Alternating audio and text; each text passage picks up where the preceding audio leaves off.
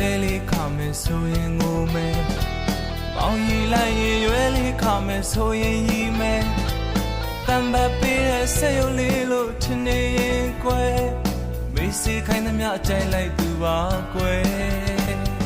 ဒါမှန်တရားကောင်းကြီးလိုက်ပါဆိုရင်လွယ်လွယ်ဒါမှတဲ့ကောင်းလေးလိုက်ခါဆိုရင်ခါမယ်မောင်ရုံထားတဲ့မင်းပြောသမျှတွေအမှန်တွေပါကွယ်စင်ကြီးလေးတော့မပေးခဲ့သူပါကွယ်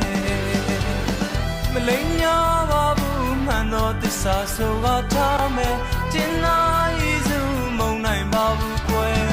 နောင်ကျိုးလေးတွေနှွယ်ပြီးမှကွယ်ချစ်ထုံးလေးကိုဖြေခဲ့တယ်တန်ရစိတ်တွေဝင်စားလို့ရဲ့ပြမုံပြေကရှောင်းလို့ပဲကန်တရားကြောင့်ရဲ့မန်တရားပြောက်ွယ်ပုံချလို့တော့မစိုးနဲ့ကွယ်မောင်လို့